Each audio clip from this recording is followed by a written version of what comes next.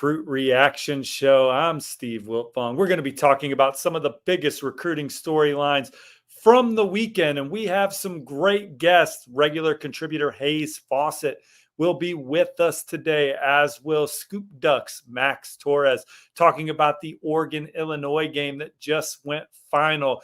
And we'll have Philip Dukes from the 5-Star Flex, who is in Boulder tonight for Colorado Showdown with Cincinnati. But the Oregon Ducks, the top-ranked Oregon Ducks, beat Illinois 38-9 early this evening, nearly doubling them up in total yardage, 527 to 293. Another methodical performance from quarterback Dillon Gabriel, 291 yards passing, 3 touchdowns. Jordan James led a rushing attack that rushed for over 200 yards. And this Ducks defense held Illinois to just 293 total yards, picked off quarterback Lou Altmaier 2 times.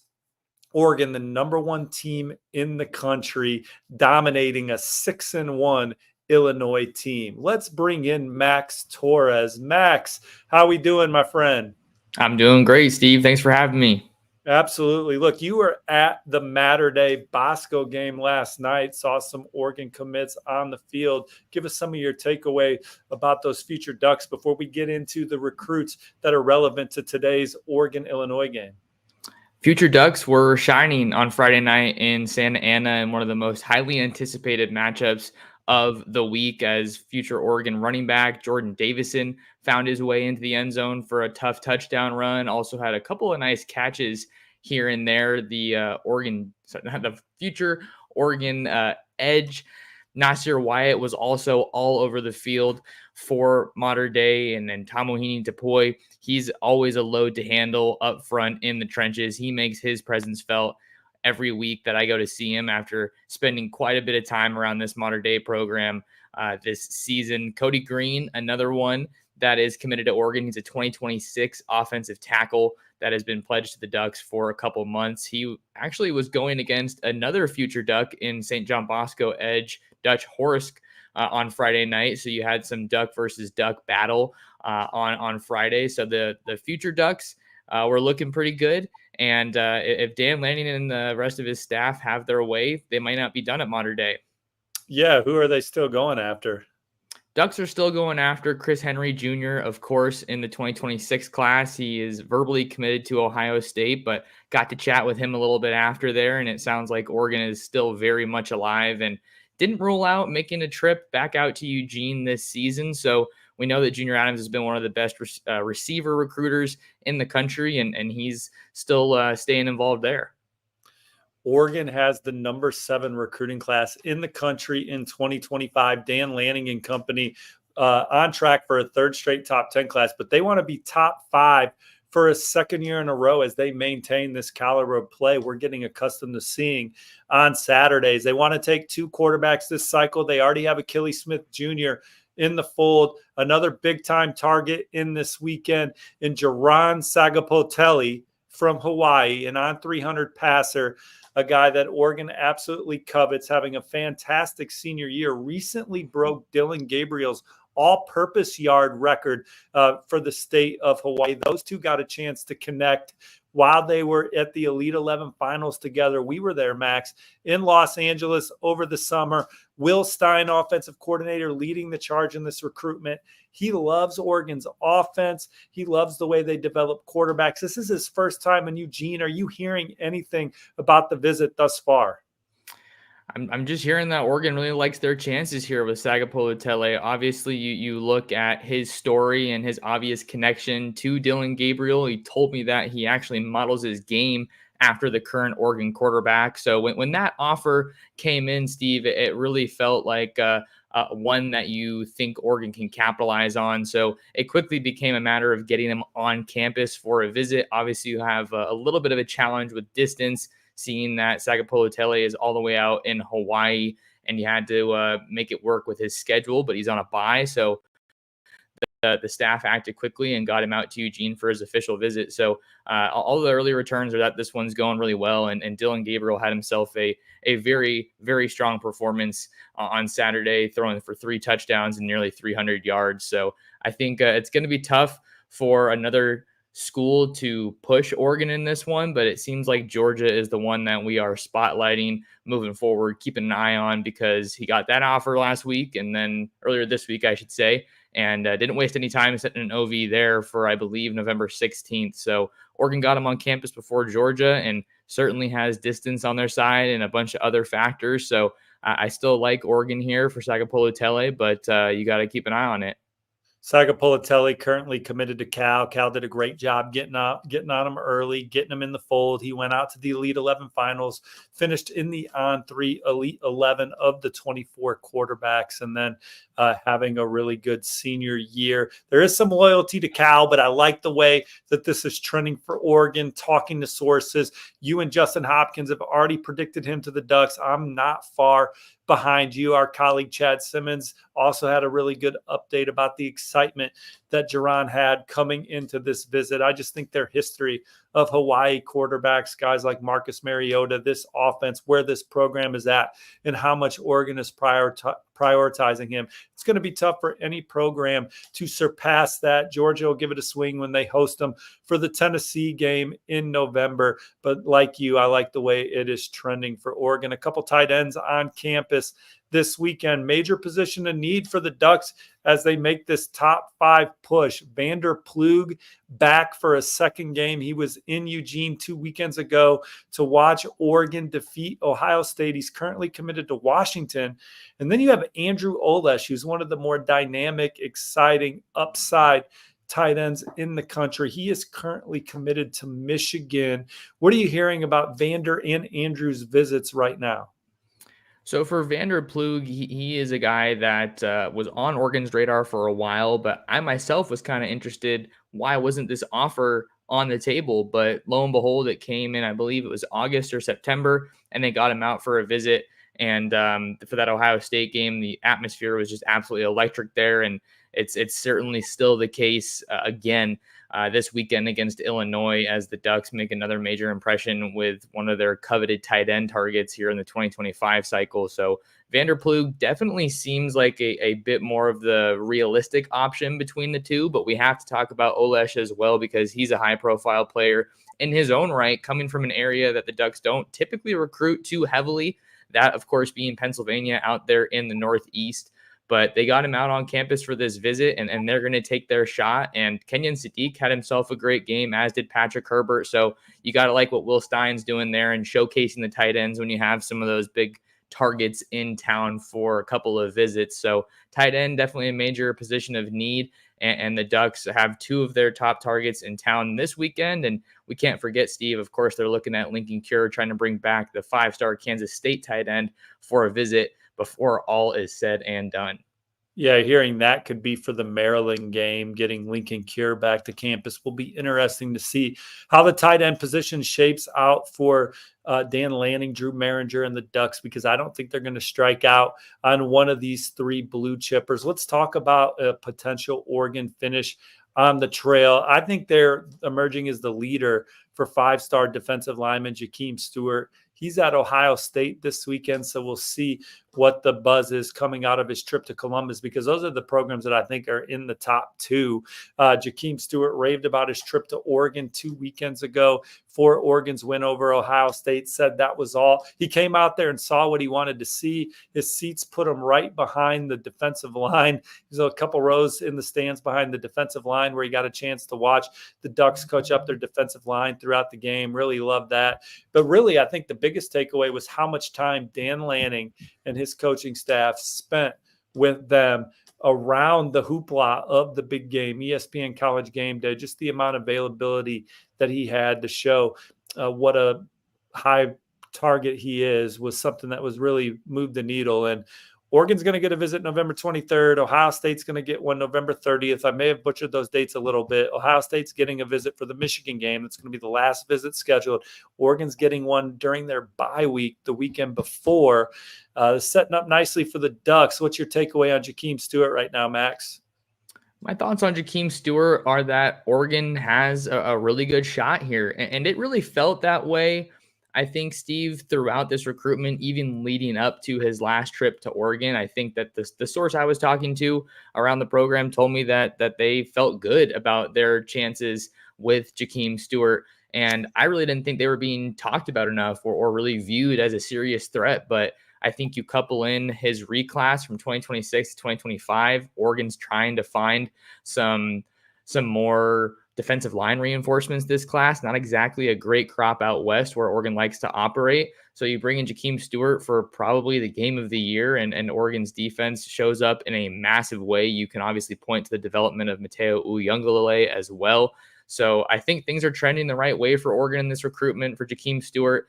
Definitely not a done deal at this point. I think they probably emerged from that trip for the Ohio State game as the leader. Now it becomes a matter of hanging on to that lead. And I think getting him back on campus for that for another visit during the bye week is very unique and not something I've seen done a whole lot, but they'll get to really spend even more time with him and really, I think, show their plan for him and just answer any questions that he has as it pertains to Oregon and them being a potential suitor for him. We're talking Oregon recruiting. They just dominated Illinois 38-9 to improve to 8-0. Illinois falls to 6-2. The Ducks, the number 7 recruiting class in the country, trying to make a push into the top 5. The names are certainly out there on the board. Jakeem Stewart also considering LSU and USC alongside Oregon and Ohio State. A few other names I want to lump together with you real quick, Max. You got Naeem Offord, 5-star corner, committed to Ohio State. Oregon's a dark horse there, in my opinion. We both like where Oregon stands with on 300 linebacker Caleb Burns as Baylor fights to keep him in their class. And then McKay Madsen. I have an on 3 RPM for McKay Madsen. Are you in on that party? Yes, I am. Yes, I am. We're both partying over McKay Madsen. Who are some talk about those guys, and then who are some others that you're thinking about potentially for Oregon as they round out this class? Sure. Caleb Burns, that was another one that was interesting to follow, Steve, because his first trip out to Oregon was his official visit for that Ohio State game, but that visit could not have gone any better. They absolutely hit a home run with that trip. So that ultimately led to me putting in my prediction for Oregon to land Caleb Burns. But I also kind of coupled that, I think, with a little bit of a development we saw with Noah McHale, the Texas A&M linebacker commit. As more weeks pass here in the season, it doesn't seem like he is trending towards a return visit to Oregon. That was a big target for them that they ultimately missed on, at least the first time around in his recruitment. And then you also have McKay Madsen, who's going to be taking a mission trip upon graduating. And I think that's still a guy they really, really like. I think they view him as kind of a gem. He's a star running back as well for Clovis North. So he's a guy who can do a little bit of everything. I think he fits this Brian Michalowski linebacker mold to a T. And Naeem Offord is certainly one of the most interesting recruitments that we have to follow here as Oregon looks to kind of tie a bow on this 2025 class in the coming weeks, because it was a unique situation coming out for that Ohio State game, the school that he's committed to. Oregon got the win. I don't think you base your decision on a win, but it certainly doesn't hurt you if you're Dan Lanning and you're trying to sell the vision for your program. And that's really what I think that Ohio State win was, Steve, for Dan Lanning, was validation for what he's building in Eugene. So with Naeem Offord, I know they want to get him back on campus. There was actually talk about getting him on campus for this Illinois game, but that did not end up happening as far as I am informed. I think he actually ended up staying in Birmingham even after he was supposed to go to Ohio State. So a lot of twists and turns, ebbs and flows here. I think his recruitment becomes more interesting as you track Brandon Finney, a corner who's committed to Oregon with Penn State and Michigan pushing there. But I think we've talked about a lot of the most important names so far. I can't think of more. Maybe if you're looking for some more defensive line enforcement, we talked about Jakeem Stewart. He's a big name. I think you're feeling really good if you're Dan Lanning and this staff. You're just trying to fill a couple more holes here and then kind of really go full steam ahead in 2026. Yeah, offensive line also a need for Oregon as they finish up this class. And the thing that's exciting about Oregon, when you watch the way they're recruiting down the stretch, they're not really attacking high upside developmental prospects committed to other schools. They're going after the best. They're trying to flip the best, from Andrew Olish to Naeem Offord.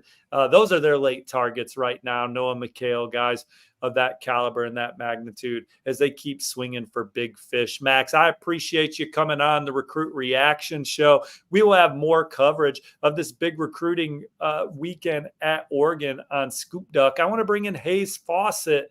Hayes, when you talk to kids about Oregon, what are some of their things that they point to about why they have high interest in this program right now? Man, Oregon's definitely a program that all these kids rave about, from the facilities to the jerseys to the game day atmosphere. And most importantly, I mean, they're winning. Like y'all mentioned, I mean, they got a big win over Ohio State weeks ago, just dominated, number 20 Illinois. So, you add all those things together and, that just makes Oregon one of the hottest programs in the country when it comes to these recruits.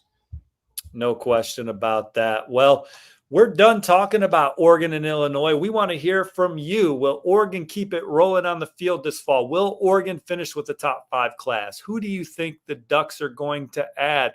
Like this video and comment below.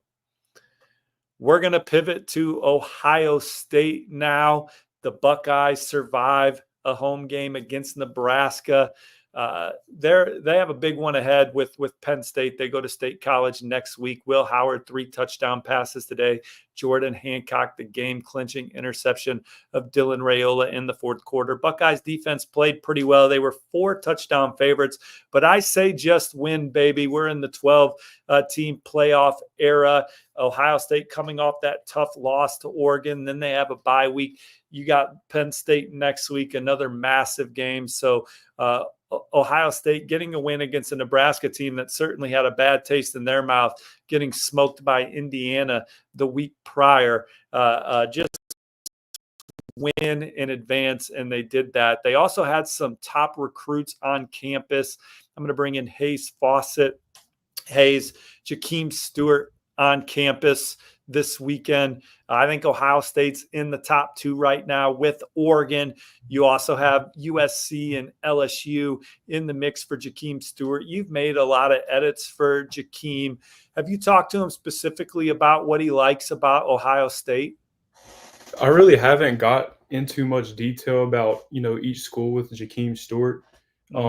Obviously, like you said, I saw he took a photo with one of the guys that recruits defensive linemen for Ohio State. He's been a prominent recruiter for Jakeem Stewart, but Alan Clark.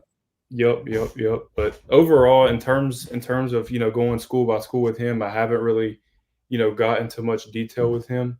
But overall, that's all I really have on Jakeem. Yeah, this is an unofficial visit to Ohio State for Jakeem Stewart. He still has his official visit for the Michigan game later in the fall. I traded some texts with his camp today. He is going to dinner with the coaching staff tonight. I imagine Ryan Day will be part of that as he continues to evaluate Ohio State. And he wants to see these teams play down the stretch. Talking to Jakeem Stewart, talking to his camp, he envisions himself playing in the biggest games in college football, consistently on the biggest stage, playing for the championships, playing for the most coveted awards defensive linemen can win. And when they're talking about the pregame players to watch, he wants to be mentioned in those games. Ohio State has been as consistent, Hayes, a team as far as when you're talking about who's consistently in the top 5, they're right there with Alabama and Georgia year in and year out as a national title contender. And I think that they are in great shape for Jakeem Stewart. The Buckeyes have the number 2 recruiting class in the country right now with the chance to finish number 1, but they need to land guys like Jakeem Stewart. They also want to add another big-time offensive lineman. You have Damola Ajidahun on campus. He's currently committed to Georgia Tech. South Carolina has been making a major move with him. He has been to Columbia twice this fall. Georgia kind of remains in the picture. At one point, Hayes, I thought he was going to Georgia before he committed to Georgia Tech. Did you hear anything about that behind the scenes? Yeah, we were, throughout the summer, we were exchanging texts. And at one point he did tell me like Georgia was definitely, I guess you could say, his leader. And then, ultimately ended up choosing Georgia Tech.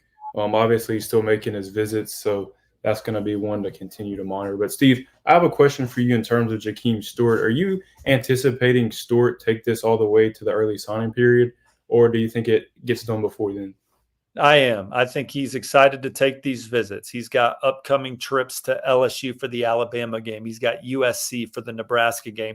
Then he returns to Oregon for an unofficial. Then he's got Ohio State for the Michigan game. Then he's going to weigh everything. He's going to announce on December 4th or sometime during that 3-day early signing period with plans to enroll at the school early of his choice. He wants to see these teams play big games down the stretch. He wants to see how these teams respond to adversity. Maybe USC gets hot here and has a big stretch. They had a good win against Rutgers. If they can win out, including what would maybe be a major win against Notre Dame at the end of the season, he wants to watch how these teams continue to play, continue to develop their players. So yes, I expect him to finish his process. Rodney Dunham Jr. is one of the best two-sport players in the 2026 class. He's at Ohio State this weekend. He was at Tennessee last weekend. He's going to play football and baseball on the next level. I like where Tennessee stands right now, but Ohio State is in the picture for Rodney Dunham. Lincoln Keys is a 2026 tight end from the state of Michigan who tells me he had a great visit on campus this weekend for Ohio State. And then Trey Taylor is a 2027 quarterback from the state of Illinois. He is staying the night. He tells me that he is going to meet with Chip Kelly and the staff more on Sunday. I think LSU is setting the pace early in Trey Taylor's recruitment, but he's got a keen eye on several schools, Ohio State being one of them. Ohio State will be in the spotlight again next week as they travel to State College to play Penn State, a noon kickoff against the Nittany Lions in what is always one of the biggest games year in and year out in the Big Ten. Please hit like and subscribe to this video. In the comment section below, we want to hear, will Ohio State land Jakeem Stewart? Will they make a run with Damola Ejiofor this weekend? Where do you guys think of Rodney Dunham and the Buckeyes in that 2026 cycle? And will Ohio State finish with the #1 recruiting class? Please hit like and subscribe. We're going to pivot to Indiana versus Washington. I got Hayes Fawcett with me. Hayes, Indiana dominates the Huskies. They are 8-0 for the first time since 1967. All 8 of their wins by double digits. They beat Nebraska 56-7 the week before, the same Nebraska team that had Ohio State on the brink this weekend. Hayes, your power poll in the Big Ten, where do you have the Hoosiers right now? Man, definitely top 3. I mean, like you said, Coach Kirk Cignetti, has Indiana 8-0 for the first time since the 1960s. I saw a graphic after the game that pulled up, a side-by-side of him compared to other coaches. And, he has the most wins, or he's tied for the most wins in his first season at Indiana. And it was 8. And obviously Cignetti has been coaching Indiana for 8 games. So I thought that was a pretty cool infographic there. But yeah, man, Indiana is looking great, fun team to watch, and I'm looking forward to seeing them match up with in Ohio State a few weeks from now. Yeah, as a young college football fan, Hayes, and you're from SEC country, I see you making Indiana edits now after big wins. You said on last week's show, hey, anyone committing to Indiana, hit me up. I'll make the edit. From your perspective, how does a school like that get hot? Like, what are you paying attention to in a social media space that says, hey, you're going to start covering them and getting in on all the excitement around the program? Steve, when you start off the season 8-0 with a brand new head coach, I mean, that tells you all you really need to know. And I'm sure the recruits are definitely gravitating toward that. I mean, there's been countless guys off the top of my head, one behind the scenes that, could have went somewhere else and announced it a certain date, but hasn't done that yet. Indiana might be making a move there. But yeah, no, Indiana is definitely a school that I'm going to continue to be monitoring more closely on the recruiting trail. So you're saying that a prospect behind the scenes was going to commit somewhere else, but has slowed their process down because they're watching IU right now? Yes, sir. And that's a 2025 or a 2026? 2025. Awesome. Hayes Fawcett working for the Hoosiers behind the scenes, not working for the Hoosiers, but covering IU behind the scenes. I think Indiana's going to flip Tyrone Burris from Louisville. He is committed to the Cardinals. That was a close decision he made in the summer. He did not have a point of reference for what this staff was going to do in Bloomington. He knew what they did at James Madison. He knew what they have done over the course of their career, but he wanted to see it in Indiana, and he's seen it with his own eyes. He was at the dominant win over Nebraska. He was back today. Pat Kuntz, the lead recruiter for Tyrone Burris. I think that it's only a matter of time before the coveted in-state edge out of Warren Central High School is in the fold for Indiana. The Hoosiers hosted a 2025 quarterback today, Jacob Bell. He's from Illinois. He's committed to Ball State. Indiana's obviously all in on Julian Lewis right now, five-star quarterback, currently committed to USC. He's at Colorado this weekend. More on that later in the show with Phillip Dukes, who's boots on the ground in Boulder. But Indiana, right there in the middle of it, looking to get him back to campus for a third time this year. They tried to get him in for Nebraska. It was too quick a turnaround, Hayes. But they're going to get him back for the Michigan game. That has been the plan the whole fall. I'm expecting him to come with some of his Carrollton High teammates as well. His relationship with Tino Sunseri goes back to him attending camp at Florida State when he was like 8 years old. Tino Sunseri, before he worked at James Madison with Kurt Signetti, Mike Shanahan and company, he was at Alabama in an analyst role. And if he was still at Alabama, I think Julian Lewis would be committed to Alabama. That is how close these guys are. And he's told Julian Lewis before the season, hey, don't make any final decisions about your recruitment, whether that's sticking with USC, whether that's flipping to Colorado. Let's watch these teams play, because he knew, Indiana knew. Kurt Signetti, I went and visited with Indiana the week before the season. He goes, we're pretty good. I said, Kurt, why would a quarterback, what's your pitch to a quarterback of national profile? He said, look, my last three quarterbacks have been the conference player of the year. They've had different skill sets, but conference player of the year. Curtis Rourke has a chance to be the Big Ten conference player of the year if he can come back and get healthy. So they want to get Julian Lewis to campus for the Michigan game. Hayes, who do you got, Indiana or Michigan later in the year? I got Indiana. I mean, man, just look how they're playing right now. 8-0 in the season, off to a hot start, looking good on all sides of the ball. And I mean, look today against Washington, did it with a backup quarterback in Taven Jackson. Yeah, I'm gonna go with Indiana there. Yeah, Taven Jackson is a former Tennessee quarterback, a four-star recruit out of Greenwood Center Grove who chose the Vols. Obviously, Nico Iamaleava comes into Tennessee a year after him. And when you see the NIL deal that Nico Iamaleava has, you see the writing on the wall. So he's out. I think he's got a long-term future at Indiana under center, threw for a touchdown today, ran for another. That quarterback room's in great shape for the Hoosiers right now. I also like where Indiana stands with two 2026 prospects. You have wide receiver Tayshawn Bardo from Mishawaka Penn. He's been there 2 weeks in a row. He says Indiana's the leader. RPM in for the Hoosiers.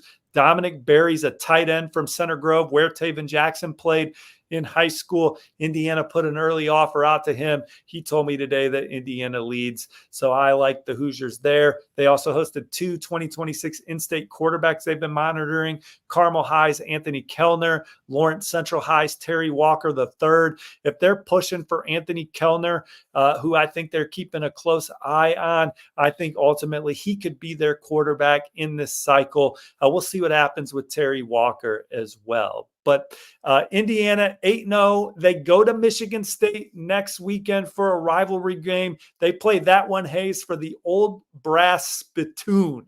Indiana, Michigan State next week in East Lansing. Indiana fans, tell us what you're loving about the Hoosiers right now. Will they flip Tyrone Burris? Who else will they land Julian Lewis? Hit like and subscribe and comment below.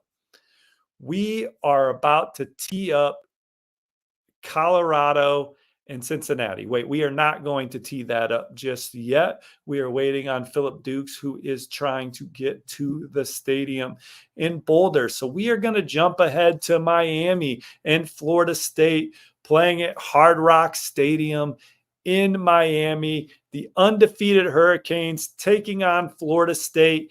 Hayes, You talk to the best prospects in the country. What are they saying about Miami, and what has them so fired up about this program? Miami sitting on the nation's number 10 recruiting class, trying to finish in the top 5 for a second cycle in a row.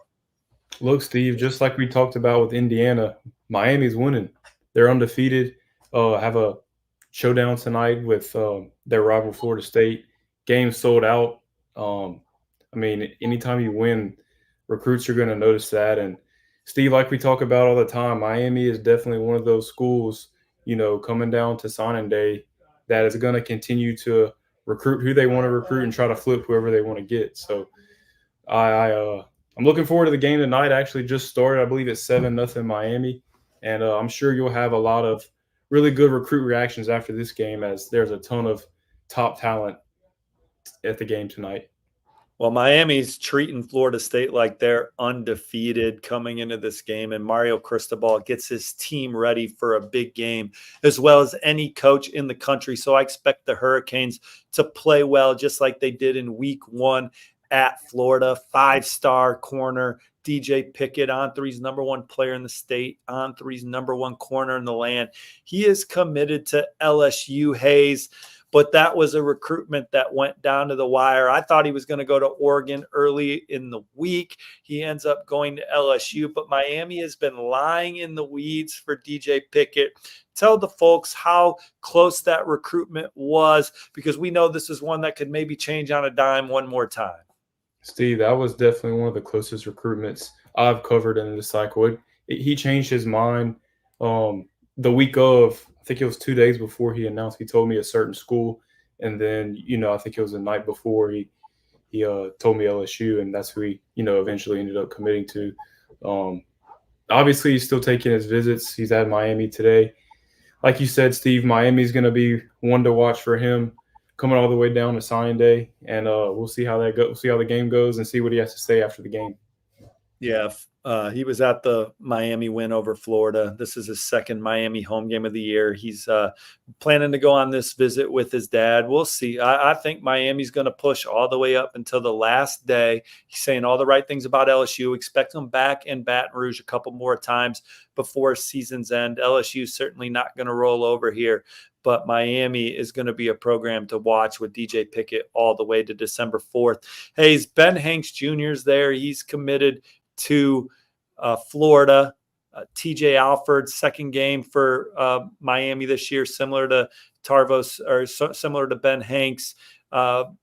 You have any kind of feel for Ben Hanks and Tarvos, TJ Alford? Are those guys that you think Miami can continue to chip away at, or do you feel like those guys are both going to be tough pulls for the Hurricanes? Overall, I don't really have a great feel on it, but I mean, both of those guys are in-state guys. Miami is going to continue to recruit them hard, and we'll see what they, ultimately decide to do with signing day. What, 6 or 7 weeks away? So we'll see what happens. Yeah.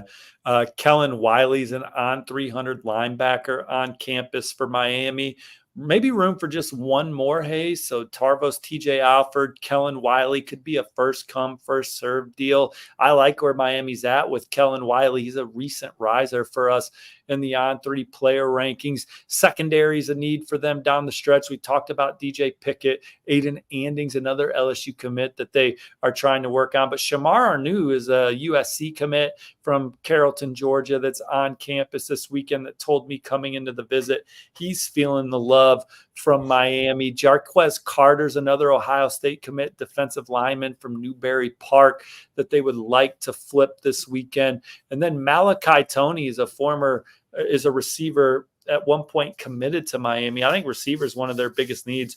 Come portal season, whoever the best receiver is in the portal, just mark Miami down as one of the top schools. It's going to be a major point of emphasis for the Hurricanes come portal season, but they would still love to finish it strong on the high school ranks. DJ Pickett could catch passes in college. He'd be a 4-star receiver recruit, in my opinion. I logged an On3 RPM in favor of Miami coming into the weekend for Camden Portis. He's a 2026 recruit out of Charlotte Myers Park. Obviously, you recognize the last name, son of former NFL All-Pro and Miami great Clinton Portis. So I think Miami is in the driver's seat there. Hayes, is there some things, without naming any names, is there some things brewing for the Hurricanes behind the scenes?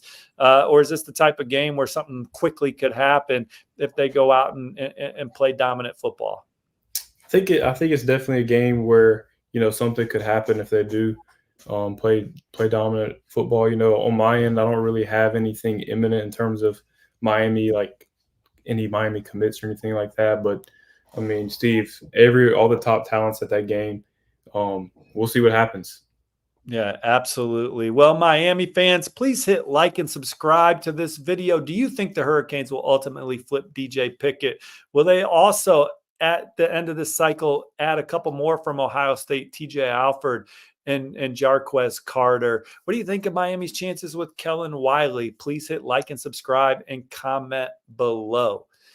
We have Phillip Dukes, boots on the ground in Boulder, Colorado. It's a primetime showdown.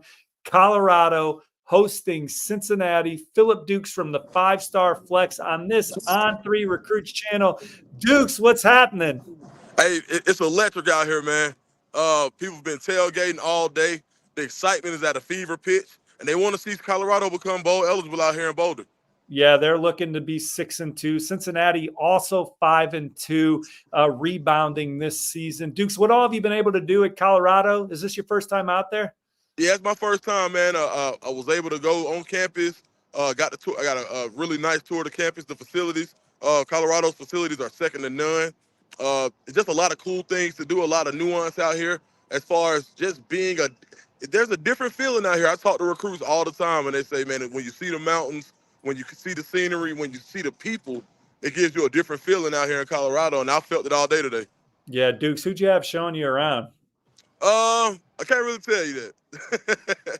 Gotcha. I just wanted to give some props to some of those off-field folks that are working hard for them. They got one of the best off-field recruiting staffs in the country. Corey Phillips, Devin Rispress, Coach Box. Yeah. Those are guys that are really doing a lot of the communicating for Colorado right now because these coaches are knee-deep in the season. Now, when they get on campus, they get around Deion Sanders. He is as electric a personality as you're going to find.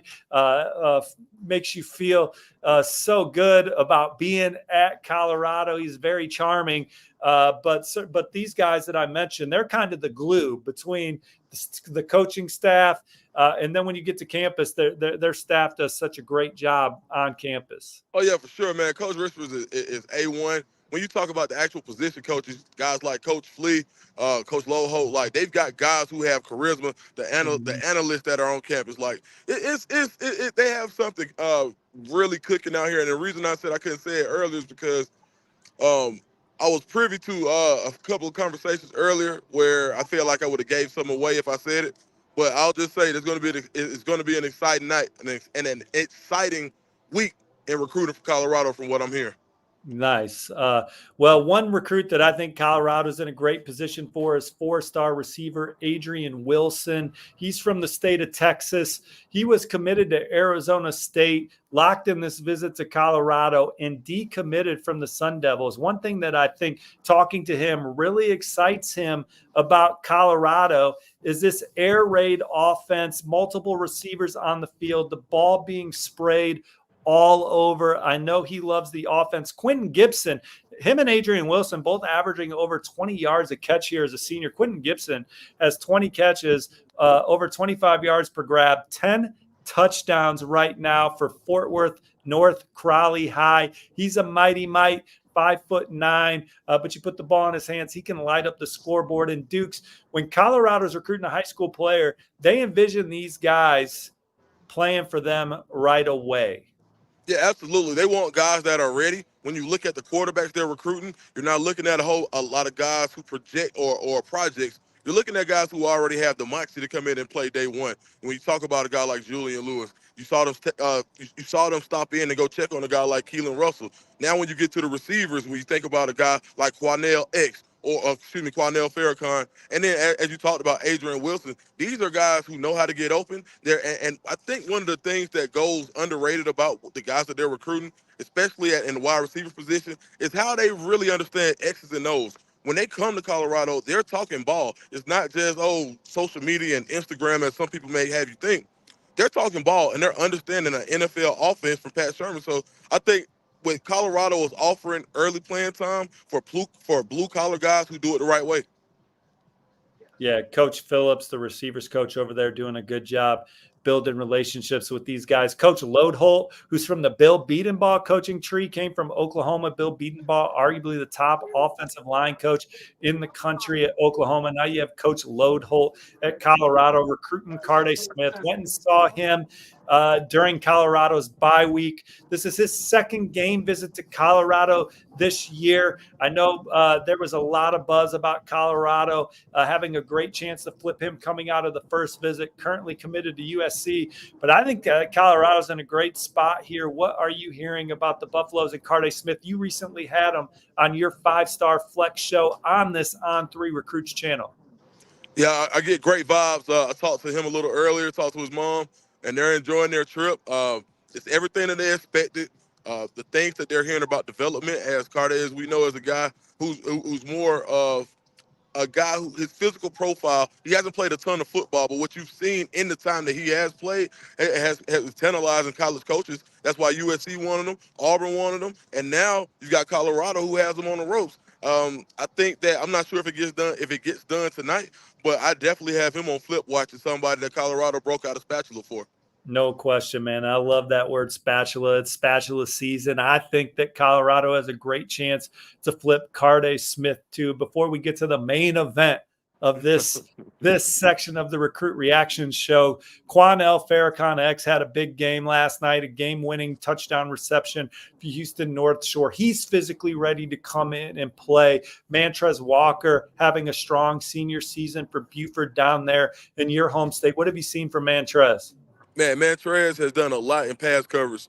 I think this year that's something that some college coaches wanted to see how he was going to be. Would he be susceptible in pass coverage? And he's done a bang up job playing the best. Like when they played, he's playing a 7A ball, which is the best alignment in Georgia high school football. And I think that what he's doing is now he's raising his stock, and Colorado is fighting to keep him. There are some schools that have been contacting Mantrez Walker from his senior season. He's having a great season. I think another thing on a pro level, when we talk about a guy like Mantrez, is he's the guy that you want with the green dot. He can get as far as the microphone that tells everybody else where to be. He's that type of guy. He's a green dot mic type guy, and usually those guys aren't able to hold up on third downs. He's proven this year that he's a 3-down backer, and I expect for him to have a successful season, a successful transition, more so when he gets to Colorado.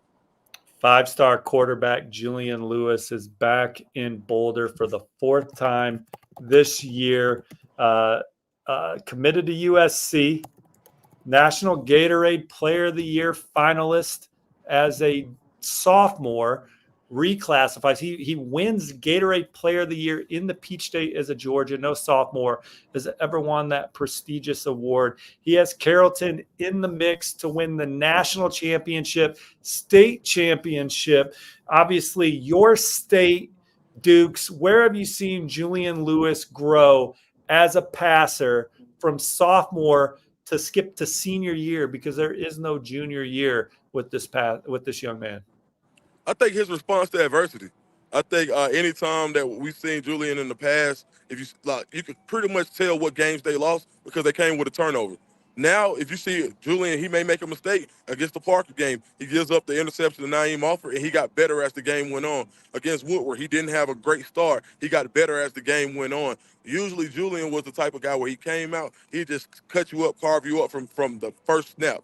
Well, even now where teams know what he does, they know who he is, and they're starting to gear up for him, he's taking the information like a prize fighter, and he's counterpunching, and that's something I hadn't seen from him before. Like, we always talk about words like moxie and the intangibles, but he has it in spades. He's the type of guy who doesn't get rattled, and this year you're seeing it more as now he's the leader. As you said, he didn't have a junior season. He went from freshman to sophomore. He was before this season, he had no experience as an upperclassman. So to see him take that jump a year early and him to be able to rally the troops on such a talent-laden squad, when you look at it, you got D1 corners, you got D1 linemen, you got D1 running backs. I mean, that squad is loaded. So it takes a real leader and somebody with some real with the real sense of leadership in order to guide a team like that. That nobody really expected to be maybe one of the top 1 or 2 teams in the country, but that's now within reach, and they could challenge modern day. Well, his freshman year, he threw for over 4,000 yards in Georgia's biggest class, 48 touchdowns. Dukes played against Caleb Downs and company in Mill Creek in the state title game, and they scored enough points to win that day. But Mill Creek was a well-oiled machine that year. But this year, his completion percentage is up to over 76% through 9 games, throwing for 2,259 yards and 34 touchdowns, just 4 interceptions for Julian Lewis. He will have a chance to be the National Gatorade Player of the Year this year. Colorado, obviously their top target. When I look at his recruitment, he's committed to USC, but he's got Indiana and Colorado in the mix. I think when you talk about which program does he has the best chance to start at as a true freshman, I look at Colorado. That doesn't mean he can't go into Indiana or USC and compete. And we've seen Lincoln Riley bench a future NFL quarterback in Spencer Rattler for Caleb Williams. So the best man can win under Lincoln Riley. But I think one of the biggest cards in Colorado's hand is the opportunity to come in and be the heir apparent for Shedeur Sanders. But also the lightning rod that's on the program, the microscope, and what comes with that from a positive standpoint. There's some negativity with that too, but every program has that to a certain degree. But I think he sees an opportunity to be one of the faces of college football right away in year 1 at Colorado. Well, when you look at somebody like Juju, who's been the guy since he can remember, ever since he picked up a football, the word started to spread in Little League football in Atlanta. I've been knowing about him for years. He's media trained. He doesn't say a whole lot because he knows he's very measured in what he says, like a lot of child stars are. He's the equivalent of somebody who may have been on a sitcom at 8, 9 years old. That's the type of microscope he's been under his whole life as a quarterback. So now when you think about the fishbowl that Colorado is, who is better prepared in the country than a guy who's been actually had that type of attention his whole life as a football player? When you think about the marketing opportunities that go along with that, with him having to deal with Travis Scott, who's one of the most recognizable faces in the culture, what we quote unquote the culture, Julian fits right in. When you talk about what he does on the football field, the way he takes care of the ball, doesn't turn it over, throws a very catchable ball, he's really one of the guys that when you look at this class, you say, who actually fits the best to come in and help now? Because this isn't a development situation. This is a help now. And I think that Coach Prime is one of the guys that says, if you can carry the load, we'll give it to you. And I'm not sure that other schools are going to have the same opportunity for him the way Colorado does. And I think that's why he's here today. Yeah, no question. And he's had great conversations with Coach Shermer, likes the offense. I talked to them after they visited for spring football, and they saw all the weapons on the field and that ball being whipped around. I don't think there's any surprise with the Lewis camp, the way Colorado's playing offense this year on the verge of bowl eligibility. Dukes, do you think he visits Indiana for the Michigan game? And if so, do you think he makes a final decision shortly after that? Do you think a final decision could come sooner? What do you think his timeline is as he continues to work through his process?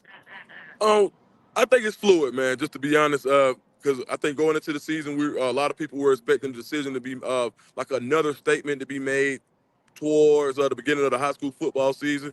And we thought that it probably would have been shut down. A lot of people in the know did, but that didn't happen. And I think as things start to develop, like I'm not sure that how much different does Indiana look now with the type of season they're having. So there are more things to consider. How much different does Colorado look now with the season that they're having? So yeah, I think if you go into the season, like going into the season, it looked like one really playoff contender in USC and 3 schools that were looking to get into that range, which was Auburn, Indiana, and Colorado. So now you have 2 teams that arguably have playoff.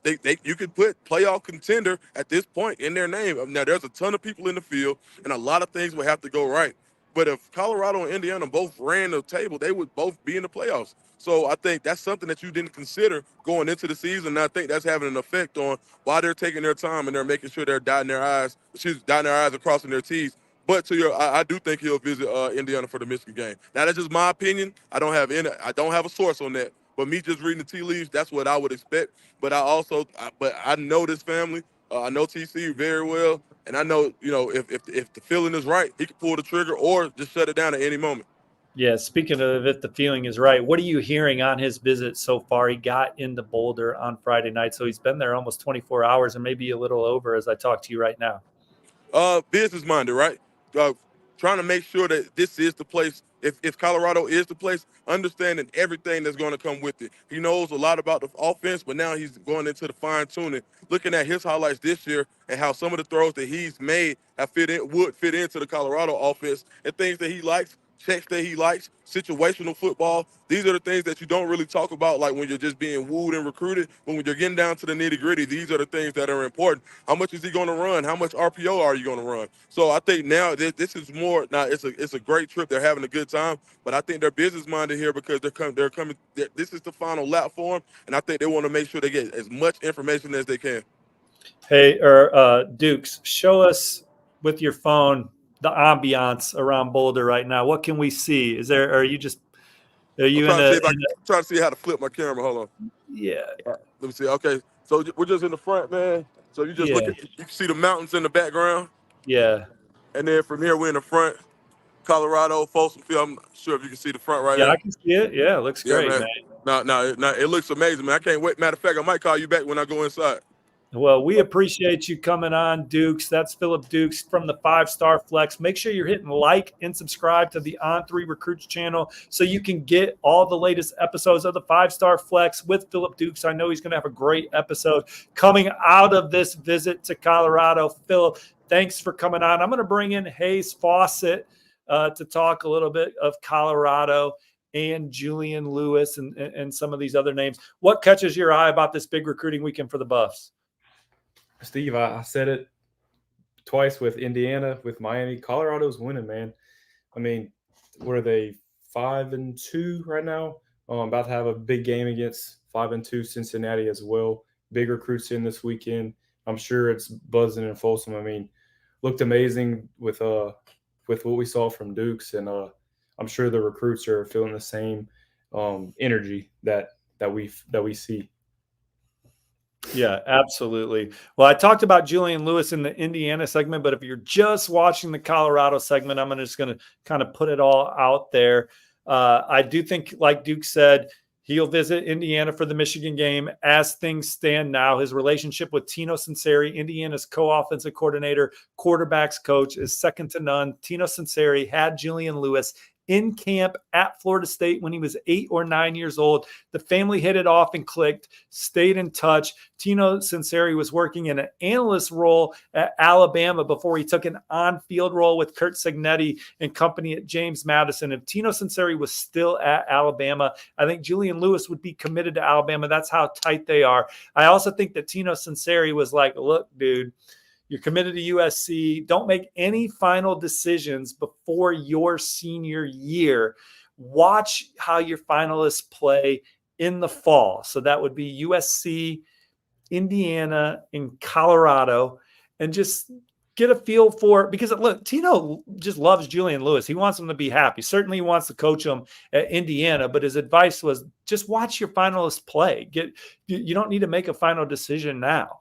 And certainly for him, Indiana, they're 8-0. They're top 10 offense. They're top 10 defense.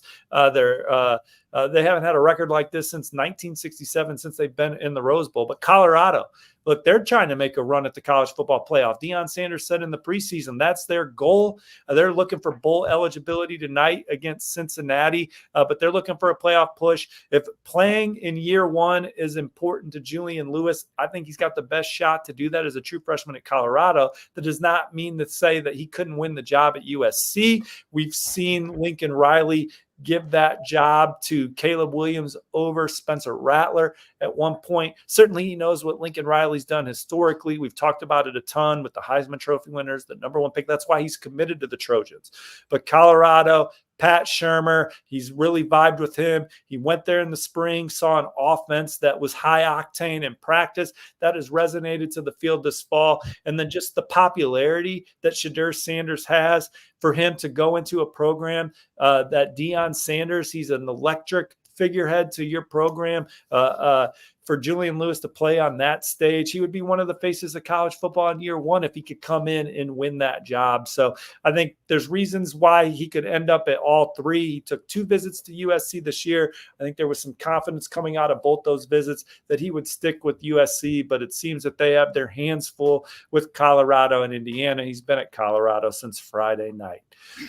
Thanks for watching the Recruit Reaction Colorado part of the show. Please hit like and subscribe to this video. Comment, will Colorado land Julian Lewis? Who else will they land from this weekend? I think Adrian Wilson. Don't be surprised if I'm predicting Carday Smith soon to Colorado as well. Like and subscribe. Comment below. Hayes, we are going to wrap up this show with Michigan and Michigan State in Ann Arbor. The Wolverines are hosting some top targets, none bigger than Shamari Earls, a blue chip cornerback currently committed to Georgia, trending towards Michigan on the on-3 RPM, including my forecast. He was at one point committed to South Carolina, so this has been a bit of a fluid recruitment in general. I heard he had good conversation with Kirby Smart early in the week. Perhaps he sticks with Georgia, but the momentum's with Michigan right now for Shamari Earls. Yeah, no doubt. Shamari Earls is very high on 3's rankings. He's a number 29 player nationally, and the number 4 overall cornerback, like you said, was previously committed to South Carolina before ultimately flipping to Georgia. I've exchanged some text message with him, and he arrived in Ann Arbor, and he tells me everything's going good so far. So see if anything happens, and that's another game I'm looking forward to watching tonight, Michigan and Michigan State.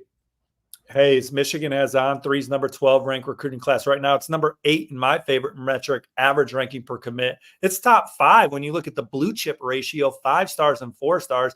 They just landed a 5-star last week, offensive tackle, Andrew Babalola. Andrew Babalola wanted to decide at multiple points, but had a trouble narrowing it down to 1. He had Auburn as a finalist, Stanford, Missouri, Michigan, and Oklahoma. Ultimately goes with Michigan. Give us some behind the scenes from your lens on Andrew Babalola when he finally told you he was going to go to Michigan, because I know he told you all along, hey, when I'm ready, you'll know. So how far in advance did you know that he was going to Michigan? And were there times where he maybe was going to commit and then told you to back off because he wasn't ready?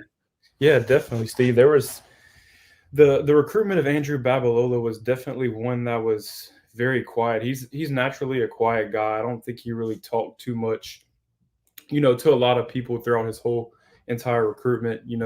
I had exchanged some texts with Michigan staff, and they felt good about him the whole time. Originally, he was supposed to commit a certain date.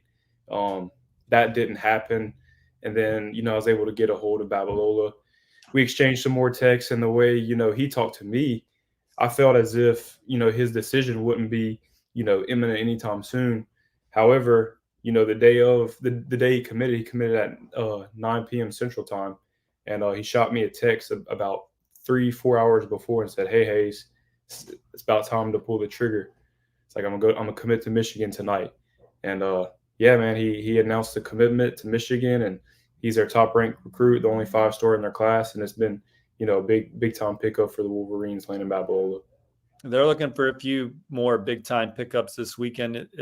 In addition to Shamari Earls, they have 3 defensive linemen on campus.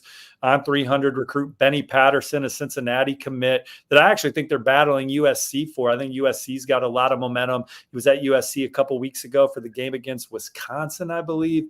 And I think he's going to be back, I think, for the Nebraska game. NC State next weekend for Benny Patterson, also has a visit to Florida State over Thanksgiving weekend on the books. But Michigan, in my opinion, looking to make a move on USC this weekend for 4-star Benny Patterson, the third out of Southern Indiana. Quante Gillens is a defensive lineman from New York, committed to Syracuse right now. Michigan's had a lot of success in that region in the country. His heart's with Syracuse, but Michigan's given him a lot to think about coming into the weekend. And then Joseph Mbachu, a 4-star, recently decommitted from Florida. I actually think Auburn's got some momentum there. He had a good visit out to USC. Texas recently got him on campus. Georgia's starting to ramp it up for him, but Michigan looking to make a move this weekend. You have linebacker Bradley Gompers, who's committed to Duke. Penn State with some buzz there, but Michigan, Miami, a couple of the programs trying to make a move with him. We'll see how the visit this weekend to Ann Arbor goes for him. And then Jordan Young is one of the biggest visitors on campus, Hayes. He's going to commit next Saturday on the On3 Recruits channel, so hit like and subscribe so you're up to date on when Jordan Young commits. NC State's the On3 RPM favorite. I think Clemson has made a big move. Wouldn't be surprised if I'm predicting Clemson soon, but Michigan's got him on campus this weekend, one of the best two-way players in the country. NC State recruiting him as a receiver first that could ultimately also play DB. Clemson, a couple of visits this fall that have been needle movers, but Michigan getting him on campus this weekend. What do you make of Jordan Young's recruitment right now, Hayes? Jordan Young is one of the top uncommitted recruits in the 2025 class, has the commitment date set for November 2nd. If I had to, put my finger on it, I'll say it's between NC State and Clemson, like you mentioned. We'll see if Michigan can do something with his visit, and maybe Michigan will emerge higher in his recruitment. But in my opinion, those are the two teams to watch ahead of his November 2nd commitment. Yeah, Elijah Dotson from Belleville, a current Pitt commit, 4-star on campus. Michigan's turned it up for him. Savion Hyder, the number 1 running back in 2026 at Michigan this weekend as well. Been there a few times. Tony Alford, the lead recruiter, doing a fantastic job. I think Michigan leads for Savion Hyder, but Tennessee, he wants to get there later in the year. Penn State, Georgia, a couple other of the major contenders for Savion Hyder. Then you still got Bryce Underwood, Hayes. Michigan had a couple coaches at the Belleville game last night. Michigan has not stopped recruiting Bryce Underwood since he committed to LSU early in the cycle. They have Carter Smith committed. They would take 2 if the other's Bryce Underwood. Obviously, from my end, I think everything's still been status quo with LSU. There have been, I think there's been more conversations than ever with Michigan right now with Bryce Underwood in that camp. But Michigan, as they try and make a run at a major finish here, guys like Shamari Earls, the D lineman visiting this weekend, and then Bryce Underwood. We could be talking a lot about Michigan down the stretch. LSU playing at Texas A&M right now. I still, hearing everything status quo there, but Michigan trying to make a push for Bryce Underwood, the number 1 player in the country, number 1 quarterback out of Belleville High. But that will do it for today's episode of the Recruit Reaction Show. I want to thank our guests, Max Torres from Scoop Duck, Philip Dukes from the 5-Star Flex, whose boots on the ground at Colorado. Please hit like and subscribe to the On3 Recruits channel for the best recruiting coverage and information from the top high school football prospects in the land.